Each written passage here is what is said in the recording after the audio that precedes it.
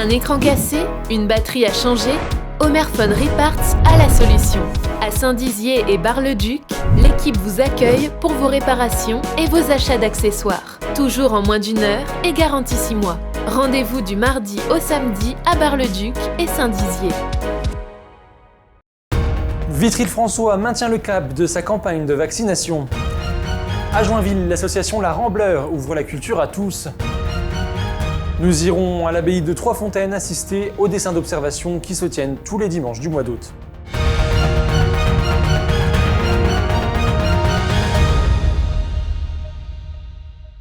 Voilà pour les titres mardi 10 août 2021. Bienvenue dans cette édition de votre journal.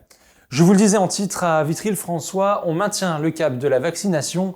La ville a même recruté pour l'été 4 personnes pour assurer l'accueil au centre de vaccination. 180 rendez-vous sont pris par jour à Vitry-le-François. On écoute à ce sujet Thierry Mouton, premier adjoint au maire de la ville de Vitry, au micro de Louis Maujean. Oui, le centre de vaccination a procédé à pratiquement 30 000 primo-vaccinations sur le territoire de Vitry-le-François. On a eu des périodes de très très haute activité. Là, on est dans une période de vacances estivales. Et nous avons une ligne d'ouverte avec à peu près autour de 1000 vaccinations semaine. À partir du 19 août, nous allons repasser à 2 lignes de vaccination par semaine. Et depuis le commencement de la vaccination, on a déjà eu au moins 6 jobs d'été, des services civiques qui sont venus. Et là, pour continuer à produire une activité de vaccination adaptée à la population, on a embauché 2 services civiques et on envisage d'embaucher 4 jobs d'été à partir du 19 août jusqu'à mi-septembre. Et puis, petit correctif concernant notre édition d'hier, nous vous avons indiqué qu'un pass sanitaire pouvait être obtenu sous 3 conditions, dont un test PCR ou antigénique négatif de moins de 48 heures. Cette information était donc erronée. Les tests PCR et antigéniques sont désormais valables 72 heures depuis ce week-end. Nous vous prions donc de nous en excuser. 1,5, c'est notre chiffre du jour. Il s'agit du seuil en degrés que risque de dépasser la température globale de la planète d'ici 2040. C'est ce qu'a révélé le groupe d'experts intergouvernemental sur l'évolution du climat dans un rapport publié ce lundi. Un article est d'ailleurs à retrouver sur notre site internet puissancetélévision.fr. Un peu de culture à présent, on prend la direction de Joinville à la rencontre de Maria Claudia Galera. Elle a ouvert la Rambleur en 2019, un lieu de rencontre culturelle. Elle y propose des ateliers d'écriture et de collage. Regardez ce sujet de Thibaut Combe. La Rambleur est un lieu associatif, créatif, culturel et social. Le nom vient d'un mot champenois qui signifie les lueurs que l'on aperçoit au loin, une lumière subtile et distante. Fondée en 2019 par Maria Claudia Galera, animatrice de l'association, elle est ouverte aux Joinvillois. L'objectif est d'ouvrir la culture à toutes et à tous, de donner l'opportunité de découvrir un domaine avec pédagogie. L'objectif de l'association, c'est d'amener la culture les gens des environs, de la ville de Joinville et des villages environnants, donc d'une façon un peu ludique et participative, où chacun peut prendre sa part. Les ateliers sont ouverts à tous les intéressés et tout le monde peut essayer l'écriture, le collage ou le papier mâché. La Rambleur est aussi un lieu de rencontre et de partage. Les propositions tournent plutôt autour de l'écriture et de la lecture. Nous avons fait des séances d'ateliers d'écriture et aussi des séances de lecture collective. C'est une façon aussi d'établir des liens entre les personnes. C'est-à-dire que par les biais de l'écriture, on arrive à faire venir des gens assez divers et variés. Les vitrines en centre-ville donnent un avant-goût de ce que l'on peut faire. Les gens s'arrêtent et la salle communique avec ses vitrines collectives où tous peuvent contribuer et apporter leurs détails et leur vision. L'association veut partager la passion culturelle et former une équipe. Au départ, les séances, elles étaient bouclées sur elles-mêmes. C'est-à-dire, on avait une thématique, on écrivait pendant 2 heures et après, à la fois d'après, on changeait. L'effet qu'il y a un groupe qui s'est constitué et que revenait régulièrement, ça nous a donné l'envie donc d'écrire ensemble une légende. La Rambleur est aussi en collaboration avec la revue Amplitude, association qui œuvre sur le Grand Est, où les acteurs culturels peuvent écrire, publier leurs récits. L'objectif est de se développer dans la région après avoir réussi le projet artistique globalisé dans les écoles de Saint-Dizier et de Langres où les élèves ont participé et écrit. On aimerait pouvoir organiser des ateliers d'activités qui soient plus manuelles, mais toujours un peu artistique ou créative. Le prochain atelier sera l'habit fait le mois et l'association invite à apporter une pièce de vêtement avec une histoire et écrire un récit pour la raconter. Et on se rend maintenant à l'abbaye de Trois-Fontaines. Un atelier de dessin d'observation s'y tient les dimanches de ce mois d'août en parallèle des dimanches de l'abbaye. Regardez ce sujet complet signé Kéliane Dutreuil.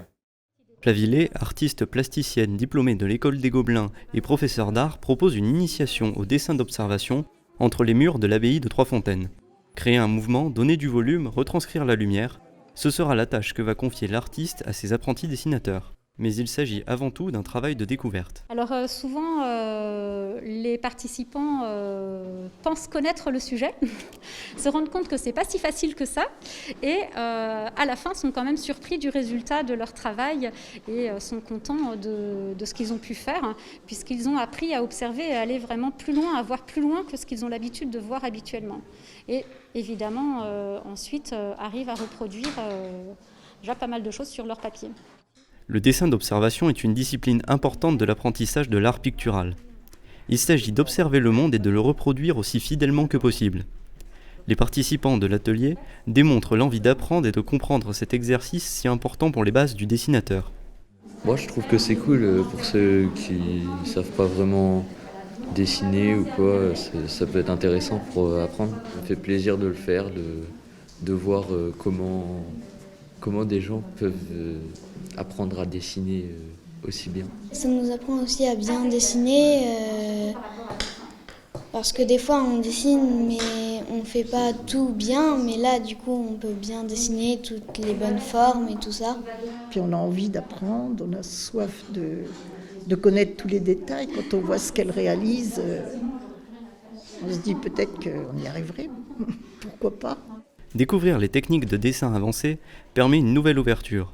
Comme une nouvelle langue dont on apprend les subtilités, l'art se révèle dans ses détails. Et pour continuer à passer ses savoirs, Flavie propose les dimanches 15 et 22 août 2 nouveaux ateliers de dessin à l'abbaye de Trois-Fontaines. C'est la fin de cette édition, merci à tous de l'avoir suivi. Dans un instant, vos prévisions météo, suivies de la météo des plages d'Alison Godefroy. L'information continue sur Puissance Télévisions. Toute l'actualité qui vous concerne, à voir et ou à revoir, dès maintenant sur puissancetélévision.fr et sur notre application mobile.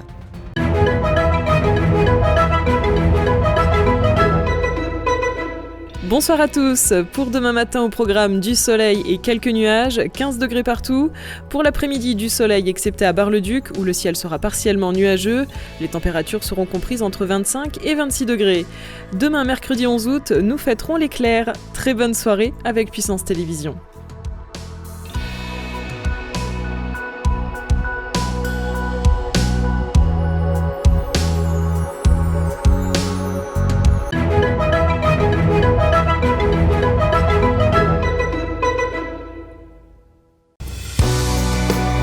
Évadez-vous cet été en regardant la météo des plages sur Puissance Télévisions avec le lac du Der. Le lac du Der, la mer en Champagne.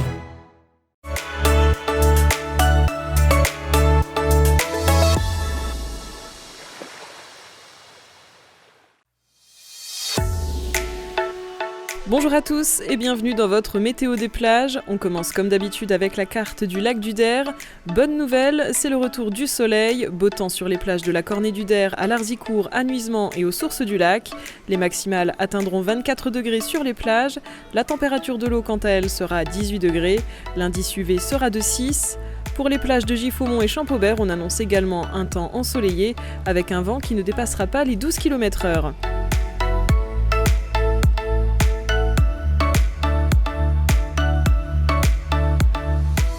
Du côté de la Meuse, au lac de la Madine, on attend du soleil. 24 degrés pour les plages de Heudicourt et Nonsard, 16 degrés pour la température de l'eau. L'indice UV sera de 6. Dans l'Aube, au lac d'Orient, on annonce également du soleil à la plage de Géraudot, de Ménil-Saint-Père et de Lusigny. Il fera 25 degrés et les maximales pour la température de l'eau atteindront 18 degrés.